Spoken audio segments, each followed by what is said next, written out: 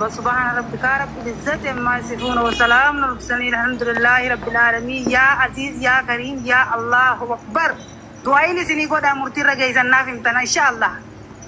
Ake umatnya kalau tuh pas bagai gammat dia tuh leng gammatnya berarti tanya wan dan dia nyuruh wan kudu kamu unda gue nih karena buat lagi gue rapi obrol sekanya naum motoko naum dia kebiasaan anjir Amerika jelas tuh ega Palestina rako karena kes jira je tiba bilane oson anjuru hirakat tuh je malaka isin dia karena itu yang terkasih kumad ibaafur pakati rafa falem alun sulen kafalamet jira obrol sekanya ilmu daima umri amat didami jah didami terben cale tegakis ya Amerika jelas tuh dua ini boleh cuma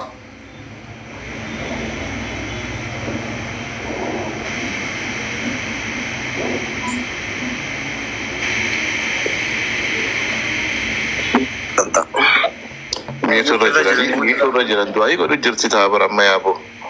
Miutu rajalan abba oli miutu rahasa abba oli miutu rahasa.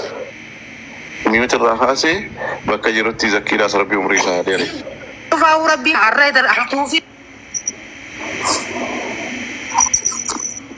Muti rahasa jas berbadi. Ini lagi ya boleh. Ini lagi nyati fufa. Ada berarti ya sama tu. Aye galato miti tiko aye wal. Ay akasmat arra nagam chise dunya fi akhirah zakira bi balan tak kallen kanan arkin umri saat tihanga jirutti dunya fi akhirat rabbi habal sufi كانوا مركونا ما تفكروا ربي هاقولوا ملاكام تنا عذابتو خدير تنا عذابتو تولي تنا عذابتو هم تو في هم أجوا ربي الراحة أبو دعائن قد أفي الرب كبر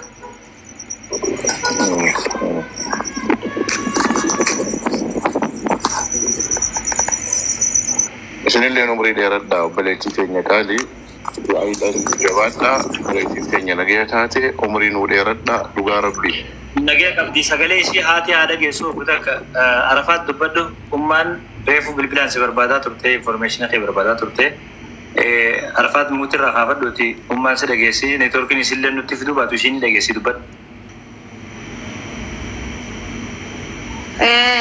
Waalaikumsalam warahmatullahi wabarakatuh dubat Arafat Mati Waalaikumsalam warahmatullahi wabarakatuh Arafati mali mantat Malin tere haso makher kya ting gammade tu ai sini gode galata akabra kam jirtan nage jirra mati nage jirra gammatu mate arke ting kasil ki sida ben office simple bistudiro kan tiya tum mal rajirti jeti dua mo gode boru tin jira yoti jori ni sinade mo khana kana si gode rabbi hago ko peleyana dunya akhirah rabbi sina hago amin warra gargarin ban rabbi sina hago warra gargarin ban amin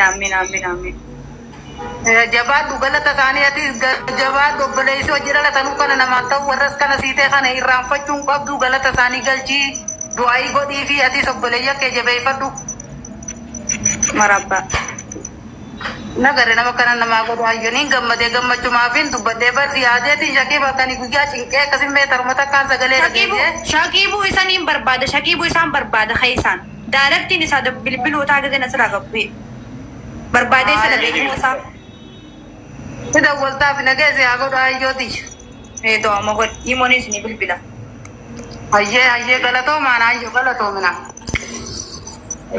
Murti tu ya galato ma. Sagale se lagi suabu wali kabede ulfat dashab ka.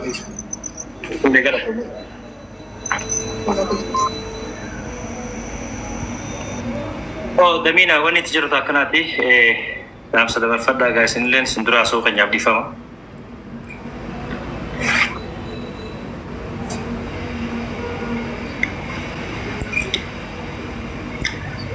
damina mutra jirta dabbal jalib saan tenya lenga ti bayan adu batu bayan male no jamme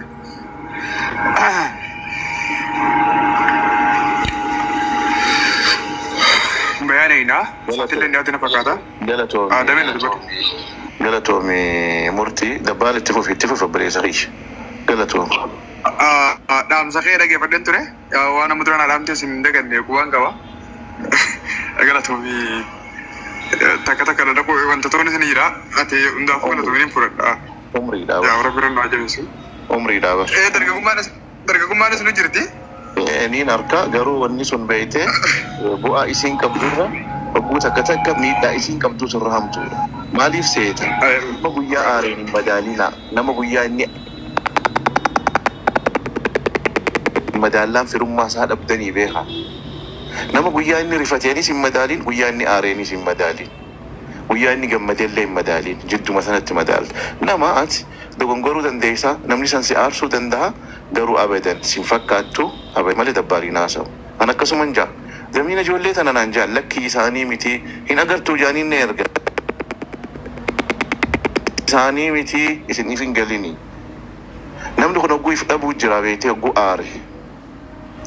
Saniifuu dabbaal kiyya galatoomii waa hedduun nu eeggataa irra wal gargaarreeti malee wal miinee hin dandeenyu. Hara fedhe haa ta'u ammas. Adaraa Oromoon takka malee lama sadiin qabdu. Namni filatee kuunoo bahat dhalatee dhihat dhalatee kaabat dhalatee kibbat dhalatee hin jiru rabbiin namaa fila waan tan yoo dandeessan piliis akka obboleessa guddaan nutti hin kaasinaa lammata. Dhageessanii bara giloobaalii addunyaan takka taate kanatti namni gargar si haa arrabsu ati us rabbiin gizee hunda nama zallamame bira jira. Yoo hamtuu isaanii qabaattees adaraa waan akka gadiin baasa maarreen godhe jette sanillee anaat dhiifama si gaafata asuma narraa dhaabi hin godhinuma takkallee bu'aan sanirraa argamaa sumuuniin hin jirtu. Tanumaan siin jechuu barbaada. Itti fufi murtii. Ayya galatoo.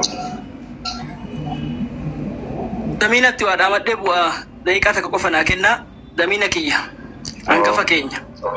Galatoo. Assalaamu alaikum warahmatullahi wabarakaatu. Waalaikum salaam warahmatullahi wabarakaatu.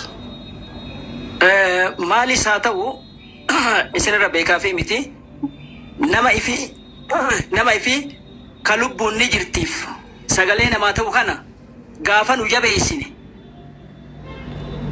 gaafa nuti humnatti goone hangam takka harkisaa diriirfachuu danda'a hangam takka ammas rakkoo tanaa olii ta dhokattee jirtu gartee bira dhaabbachuu danda'a murtii guutoo kana ni lallabaa malee handhiifama naa godha ani hiriyyaan kiyya dhugaa qofa hiriyyaan kiyya gartee isa rabbitti amanu qofa. Maaliifin kana jee abbaan jaalate abbaan jibbe jaalalti rabbii guddoo dhugaa irratti ammoo jaalala rabbiin dhabdu wanni an kana jeef nama kana gartee gubbaa laalla malee keessan beenu nama sila nama kenna kana gaafa jabeessine daranuuti ta murtii guutoo tanallee keessumatti naa qabadhaa alla si maganii isiniin ga'ee jechuu barbaadeeti.